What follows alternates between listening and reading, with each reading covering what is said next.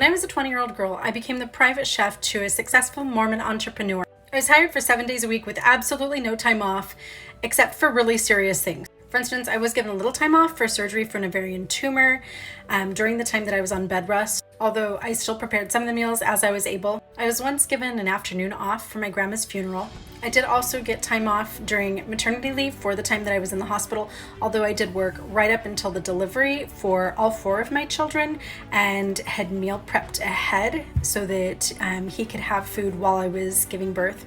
In fact, the very last thing that I did before my second daughter was born was grind the wheat to make the homemade sourdough bread for the week, and I was already dilated to 5 centimeters by the time I got to the hospital because I had been waiting for that loaf of bread to come out of the oven. Because my employer was Mormon, he did have a bit of a specialized diet.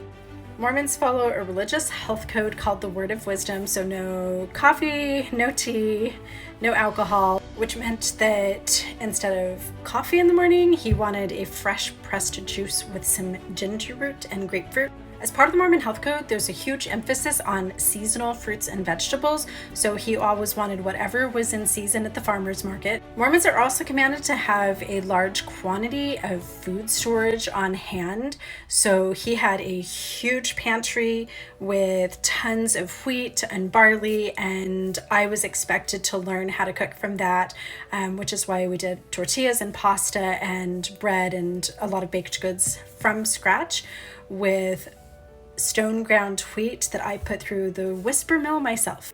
My responsibilities included everything around the preparing of food, including knowing all of the nutrients contained in the foods that I was making, portion sizes, calorie count. I was responsible for all meal planning, all shopping, all rotating of the food, cleaning out the fridge, cleanup, etc. Some of his very favorite meals were deer stroganoff with deer that he had hunted himself, prepared with my homemade egg noodles and locally harvested mushrooms.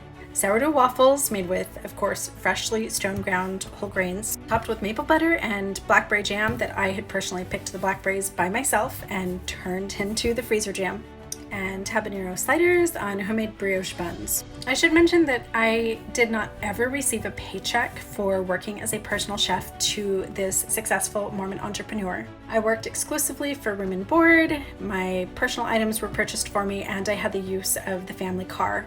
Also, in my contract, I was not able to break the contract. It was for the duration of my entire life. Only he could break the contract. And when he did, at 24 years, I did not receive any severance pay or retirement or any type of compensation for the 24 years that I had served every breakfast, lunch, dinner, snack, picnic, smoothie, etc. Personal chef? Oh, did I say personal chef? Sorry, I meant wife. I was a Mormon trad wife.